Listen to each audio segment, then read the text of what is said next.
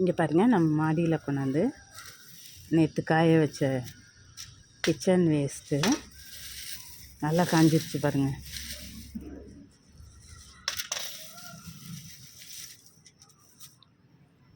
இப்போ இதை நான் இந்த கவரில் அள்ளி கேதர் பண்ணி வச்சுருவேங்க.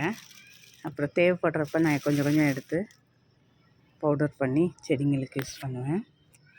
என்னோடய மாடி தோட்டத்தில் உள்ள செடிக்கு இதுதான் யூஸ் பண்ணுறேன். முன்னாடி இந்த பாருங்க, அரிசி பேக்கில் நான் அதை போட்டு மண் போட்டு அதை ஃபெர்டிலைசராக மாற்றலான்னு வச்சுருந்தேன். அதில் எப்படியோ தெரியல, ஒரு சக்கரவள்ளி கிழங்கு கிடந்து அது கொடி அது இப்போ மண் நம்ம எடுக்க முடியாது. அதனால் நான் இப்போ இதை மாதிரி பண்ண ஆரம்பிச்சிட்டேன். அதில் ஏதாவது ஒரு விதை இருந்து அது முளைச்சி அது செடியாக வருதுங்க. சக்கரவள்ளி வந்திருக்கா, அதில் இன்னொரு பூசணிக்காய் கூட வந்திருந்தது, காஞ்சிருச்சு போல். ஆமாம், காணோம், வெயிலுக்கு காஞ்சிருச்சு. பாருங்க, நல்லா பெரிய கொடியாக தான் இருந்தது, வெயிலுக்கு காயுது. பூ கூட வந்துருந்துருக்குங்க. இது பாருங்க, பூ கூட வருது.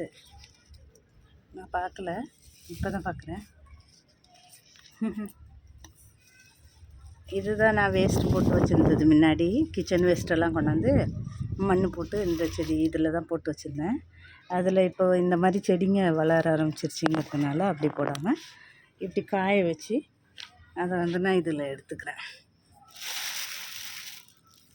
என்னோடய மாடி தோட்டத்தோட சீக்ரெட் இது தான்.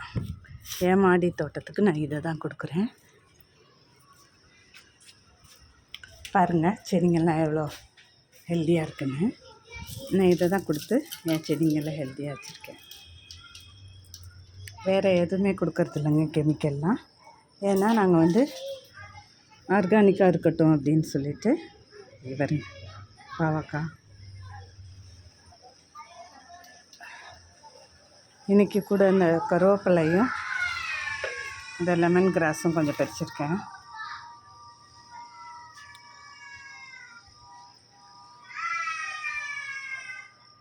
Okay friends, thanks for watching.